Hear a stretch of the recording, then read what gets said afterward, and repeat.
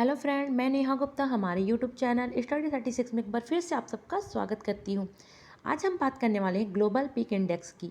तभी हाल ही में institute for economic and peace Sydney द्वारा ग्लोबल पीस इंडेक्स के 15वें संस्करण का हाल में ही आयोजन किया गया था, जिसमें से 163 स्वतंत्र देशों और इसके क्षेत्रों को उनकी शांति के स्तर के अनुसार पर रैंक करना था, जिसमें से हमारे इंडिया को मिला 135 पर रैंक।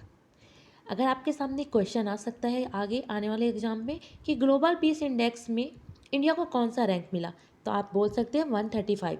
और जब इसको घुमा के क्वेश्चन पूछ सकता है कि ये कौन सा संस्करण हाल में ही किया गया 2021 में, तो ये इसका 15वां संस्करण था। अगर पहला रैंक की बात करें तो पहला रैंक आइसलैंड को मिला और लास्ट पोजीशन लगातार 4 सालों से लास्ट पोजीशन अफगानिस्तान को मिला है। पाकिस्तान की बात करें फ्रेंड, तो 150वीं रैंकिंग पाकिस्तान को मिला है।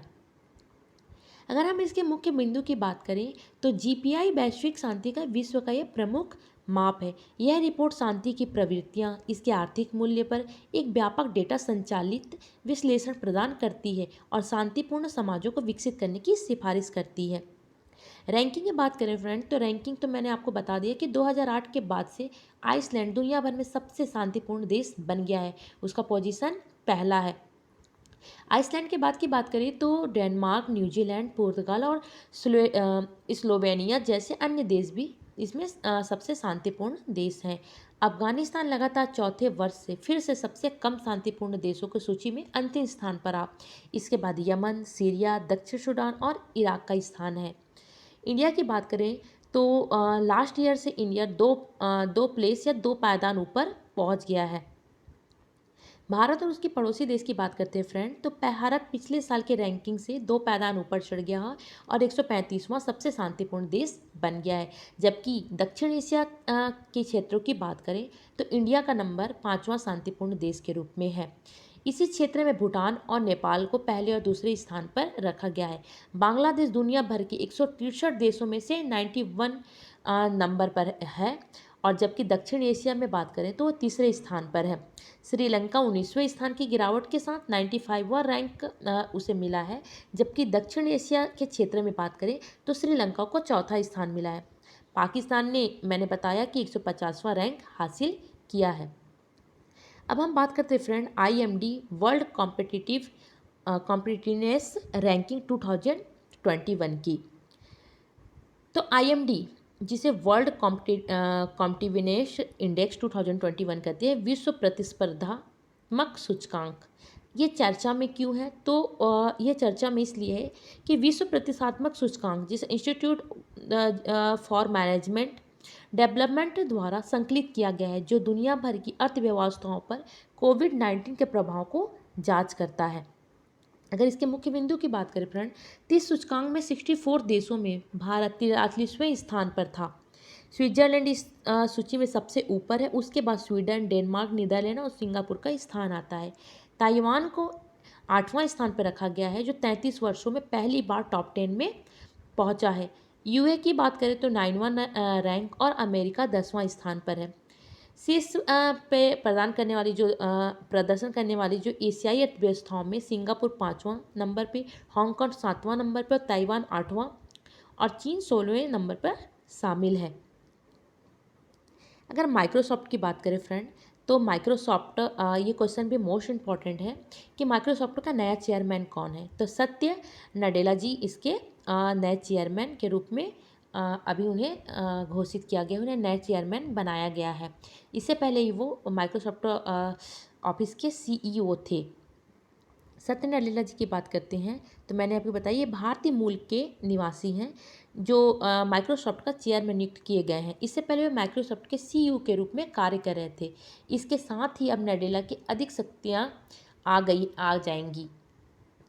सत्य नडेला की बात करें तो वो 53 वर्ष के सत्य नडेला जी हैं, जिन्होंने थॉन थॉम्पसन के जगह लिए हैं। गौरतलब ये है कि सत्य नडेला 2014 में माइक्रोसॉफ्ट के CEO के रूप में कार्य कर रहे थे। माइक्रोसॉफ्ट ने बड़े पैमाने पर सुधार करने के लिए उन्हें पुरस्कृत किया गया है।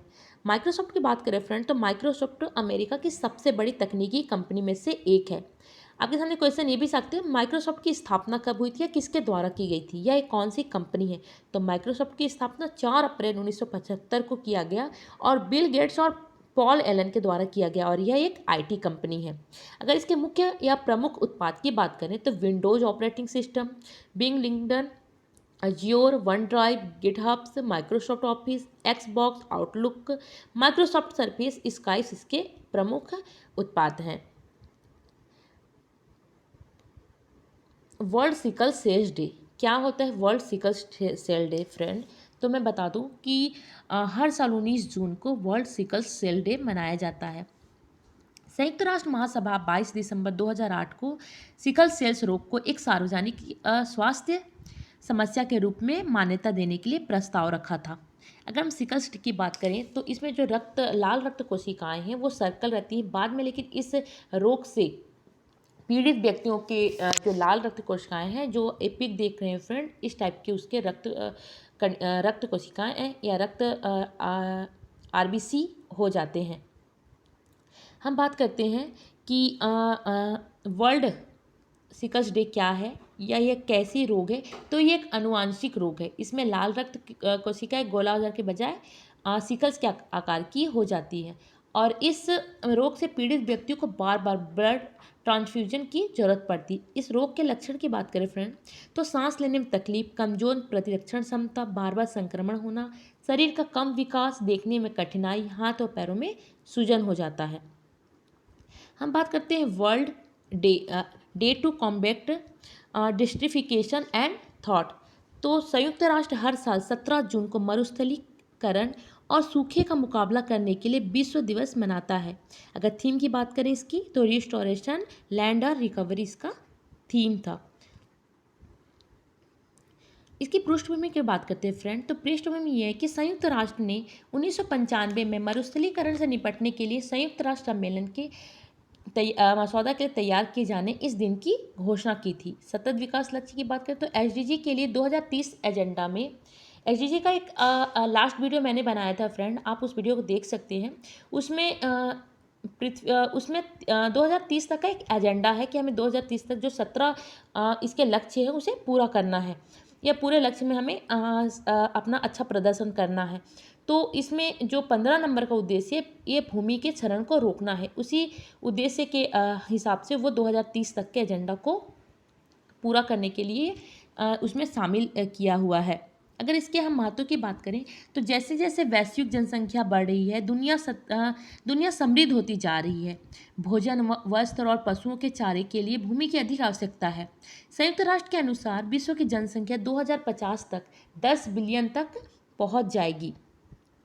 इसकी इतनी बड़ी आबादी की ज़रूरत पूरा करने के लिए 2010 के स्तर की तुलना में 2050 के अतिरिक्त 593 मिलियन हेक्टेयर कृषि भूमि की आवश्यकता है।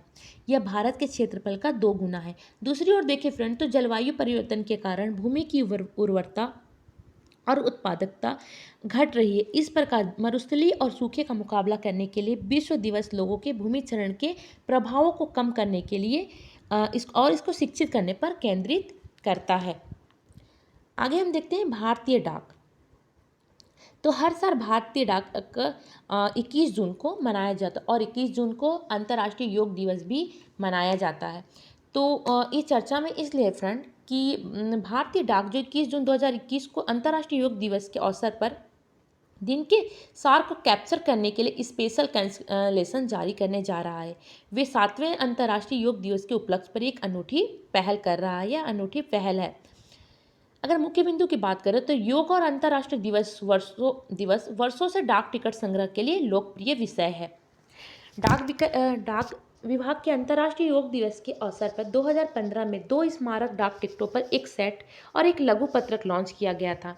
हमारे इंडिया के प्रधानमंत्री नरेंद्र मोदी ने दूसरे अंतर्राष्ट्रीय योग दिवस के उपलक्ष्य में सूर्य नमस्कार पर स्मारक डाक टिकटों को एक सेट जारी किया था। संयुक्त राष्ट्र डाक प्रकाशन ने 2016 में न्यूयॉर्क में इस दिवस को मनाने के लिए 10 योग आसन दिखाते हुए टिकटों का एक सेट जारी किया था। डाकघरों द्वारा गतिविधियों की बात करें तो दिल्ली के सभी डाकघर बुक किए जाने वाले डाक पर with yoga be at home संदेश चिपका रहे हैं। डाकघरों के आगंतुकों के बीच योग को बढ़ावा देने के लिए दिल्ली के 60 डाकघरों में भी वीडियो चलाया जा रहा है। अंतर्राष्ट्रीय योग दिवस की बात करें तो यह दिन 2015 से 21 जून को प्रतिवर्ष मनाया जाता है। इसे 2014 में संयुक्त राष्ट्र महासभा में स्थापित किया गया था। भारतीय डाक की बात करें तो फ्रेंड तो इंडिया पोस्ट, जिसे पहले डाक विभाग के नाम से जाना जाता था, भारत की सरकार द्वारा संचालित डाक प्रणाली है। यह संचार मंत्रालय के अधिकार क्षेत्र में काम करता है। वारेन हेस्टिंग ने 1788 में कंपनी मेल नाम से ब्रिटिश डाक सेवा शुरू की थी। उसके बाद लॉर्ड डलहौजी ने भी 1854 में क्राउन के तहत एक सेवा में संशोधित किया था। आज के लिए इतना ही फ्रेंड। हमारा वीडियो आपको कैसा लगा कमेंट बॉक्स में कमेंट करके ज़रूर बताएं। हमारे वीडियो को लाइक, सब्सक्राइब, शेयर ज़रूर करें। आज के लिए इतना ही। Thank you so much.